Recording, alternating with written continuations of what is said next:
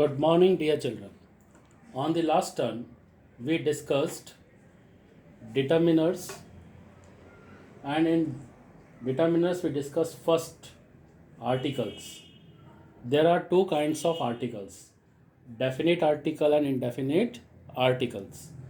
Definite article is the, and indefinite articles are to, a or an. Now, today, let us continue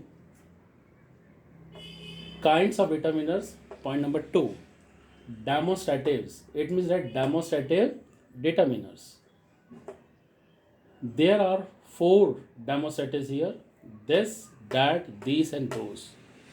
This is used for near object, that is used to point out far object, these for near objects, it is plural, and those for far objects, it is also for plurals. Remember that after all these, the noun must come. For example, this book contains stories. Now, children, here demonstrative means to point out. So, here we are pointing out a noun, and just before the noun, this demonstrative will come. So, remember that after demonstratives or after determiners, noun must come here. So, this book contains stories. Let us take this one, that. That house is very beautiful. These books are mine. Those children belong to my school. Now, point number three, possessives. Possessive means ownership. The words that show ownership or possession to which they belong. Now, number one, my. For example, it is my book. Our. It is our school. Your. Your book is on the table. His. It is his pencil. Her. That is her instrument box.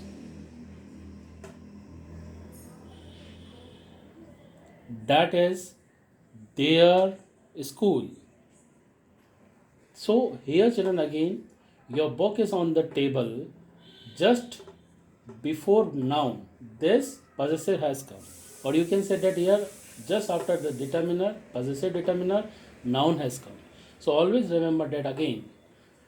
After determiner, noun must come. Next, distributive. It means that distributive determiners. What are they? These are total four: either, neither, each, and every. So, where do we use either? Now, children, there are two uses of either. Number one, it is used to denote any one out of two. For example, if I ask you, there are two books, you can select or choose any one out of these two. Or I can say that here, either book you can take. So it is your choice that which book you take out of two. And second, it is also used to denote both. For example, trees have been planted both sides of the road. Next, neither. Neither is used to denote not the one nor the other. It means that no one. For example, neither student of this class has completed the work. So, no one here. Or else we can also say,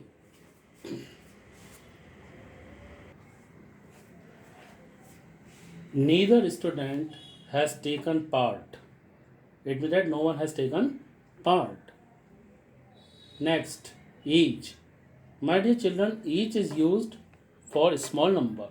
or when we are using something or somebody separately. It means that here, when we are denoting, when we are talking about the things or persons separately or in small number.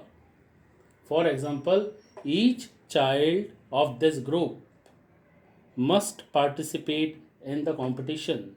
So it is a group of small children. On the other hand, every is used for large number or a large group. So when we are talking about in sense of, for example, our school. So in school there are so many children. So every child has been given a diary in our school.